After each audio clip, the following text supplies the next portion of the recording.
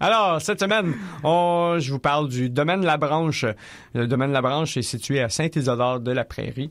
C'est dans le coin de Châteauguay, si je me trompe pas. C'est un petit village. C'est un petit village. D'accord. Oui. Vous connaissez votre patelin. Oui, la prairie. La prairie. C'est ça. C'est La petite fille dans la prairie. C'est ça. Je pense qu'on pourrait demander à quelqu'un qui sait. Quelqu'un qui Google Maps. De l'émission après nous, du programme. Je suis sûre que Guillaume va pouvoir nous aider. Bon, on va faire une chronique aussi, hein? Excusez. Donc, le domaine de la Branche, faut que tu remontes loin pour connaître l'histoire de ça. La famille des Groseilliers, c'est eux qui possèdent ça. Et on parle ici de Médard Chouard des Groseilliers. C'est le premier des Groseilliers qui est venu au Québec. On parle de 1641. Médard. Non, Médard Chouard. Des Groseilliers. Des Groseilliers. Ça, c'est pas la famille avec les grosses bottes, là, ceux qui ont des groseilliers. Non. Ah, OK. Juste être sûr. Ça va être long, cette chronique-là. On arrête. Donc, lui, en fait, 1646, il va s'établir à Trois-Rivières pour devenir coureur des bois. C'est un voyageur, comme super gros aventurier, puis tout. Éventuellement, il va aider à la création de la Compagnie de la baie du Thon en 1670. Il faisait partie de cette gang-là qui ont créé ça. Éventuellement, la famille va se tourner vers l'agriculture dans les années, à la fin des années 1772. On a le petit-fils de lui qui commence à être agriculteur. Est-ce qu'il marchait sur des bio de bois aussi? Non. Ça, c'est les draveurs. Les draveurs, ça, j'aime bien. Je sais pas, ça me faisait penser à ça, coureur des bois. OK, on continue. Ça, les coureurs des bois, c'est eux qui font la traite ils font la traite des pots de castor à l'époque. Les fourrures, comme disait ma prof. Ça aussi, je le savais, bien sûr. Ah oui. Les manteaux en bûche de bois, là. T'es nice, ça. Donc, les terres vont ça fait 9 générations d'agriculteurs qui se passent les terres de fils, de père en fils. Oui. Et l'érablière, parce que ils font de la culture de légumes principalement, légumes bio, beaucoup. C'est un des plus gros producteurs au Canada, soit dit en passant. L'érablière, il a éventuellement été fondée dans les années 20.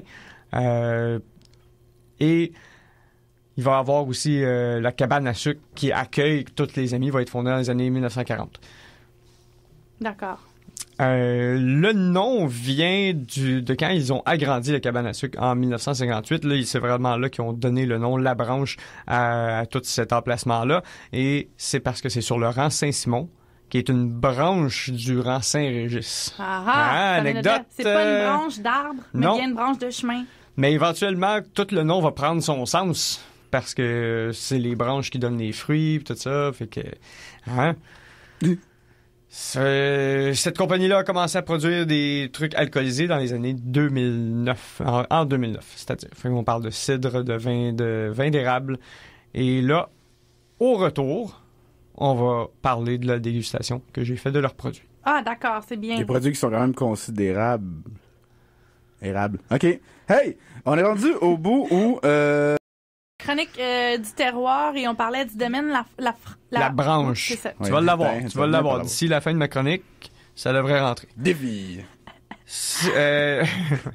Faut dire, par ailleurs, anecdote quand même cool. Yeah. Louis des Groseilliers, c'est lui le producteur en ce moment.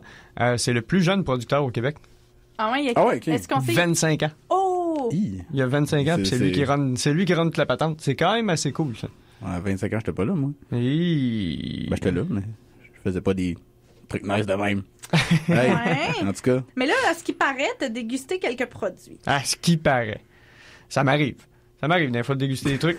On a goûté à un vin d'érable pétillant, un vin d'érable liquoreux, ainsi que leur cidre de feu. En passant, ils ont un portfolio de 6 produits alcoolisés comme ça. C'est absolument génial ce qu'ils font avec. Ils vendent à peu près 2000 caisses par année. Puis je pense que d'ici les 2 prochaines années, ils vont essayer de doubler leur production. Mais 2000 caisses... 2000 caisses de produits. Fait que c'est bon. Mais parce que, exemple, j'essaie de le comparer à quelque chose pour... Ben sûr, si tu compares ça à Bacardi, les autres vendent des centaines de milliers de caisses. Là, mais pour un petit producteur bon. québécois, 2000 caisses, c'est quand même bien. OK, cool. Ouais, les produits sont exportés en France et récemment ils ont commencé à faire des deals avec des investisseurs chinois aussi. On va pitcher ça aux quatre coins du monde, nos produits. Tout le monde va aimer ça. Ben oui, on va se faire connaître. C'est eux autres les premiers qui ont fait un vin d'érable aussi. OK. Puis la SAQ, il a fallu qu'ils créent une nouvelle catégorie pour eux autres. Un vin d'érable? C'est-à-dire que c'est pas fait avec du raisin, c'est vraiment fait avec de l'eau d'érable à la base. On va prendre l'eau d'érable, on va le faire évaporer, concentrer les sucres, on va commencer une fermentation dans des cuves en inox. Puis après ça, selon le produit final, mettons leur vin d'érable régulier, là, il est déjà prêt tel quel. On va l'embouteiller comme ça. Pour le vin d'érable pétillant, on va faire une carbonisation. Puis après ça, le vin d'érable liquoreux, on va continuer de l'évaporer un petit peu plus pour qu'il y ait des sucres résiduels. Donc, au niveau de la dégustation, le vin d'érable pétillant, c'est genre une belle bulle légère, là, si on pense à comme un Prosecco ou quelque chose dans ce genre-là. Ouais. Belle bulle légère. Le goût d'érable, il est subtil. Moi, j'ai trouvé ça très le fun que ce soit subtil parce qu'à m'amener... C'est trop sucré, hein? Ouais, c'est ça. Les goûts d'érable, on en retrouve dans un paquet de trucs, puis on dirait que c'est quelque chose on voit beaucoup, mais il faut dire qu'on vit au pays de l'érable. C'est ça, j'allais dire. Nous, dans notre cas, oui, mais tu sais, c'est exemple quelqu'un, justement, en France qui est moins habitué, ou je sais pas.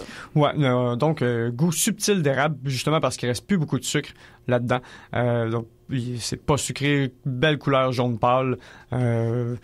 Très intéressant comme produit. Tu prends ça en apéro, ça? Ça, oui. C'est le vin d'érable pétillant, là. Ouais. Moi, je prendrais ça en apéro. En apéro. Ouais, un bon petit 12 degrés d'alcool. Puis servir plus frais que nous, on l'a fait. Moi, j'avais pas eu le temps de refroidir mes bouteilles avant. T'étais trop pressé? J'étais trop pressé. Ils sont avec. T'es bien bon. On met pas de glace là-dedans, en tout cas. Non, ça se boit tel quel. C'est super bon. D'accord. C'est disponible à la SAQ. OK. Vin d'érable liquoreux, donc celui qu'on a fait évaporer un petit peu plus longtemps pour avoir plus de sucre. Tu vois, celui-là goûtait plus l'érable. On pourrait presque le comparer à, mettons, Sortilège. Sortilège, c'est un produit fait à partir de whisky qu'on a aromatisé à l'érable, donc on a rajouté une part de sirop d'érable dedans.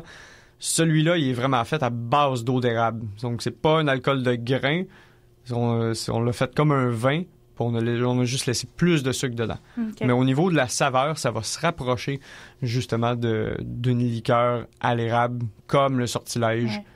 Puis ça se met-tu dans du café ou ça se met-tu dans... Ça serait une bonne idée, ça. Oh, ça, on va tester ça peut-être.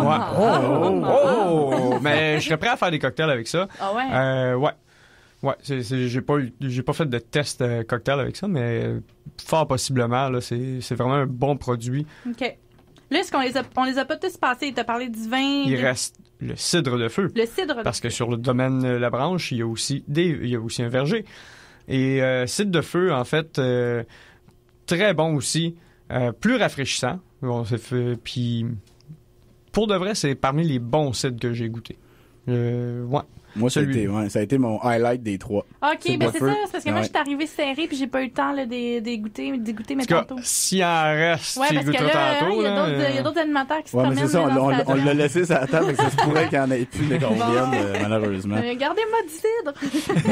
Hey, c'était bien cool, ça, comme première chronique de tout ça. Oui, merci Fred Lafontaine. Donc, Domaine La Branche. Domaine La Branche, puis on va mettre les liens sur notre site. John, elle l'a eu.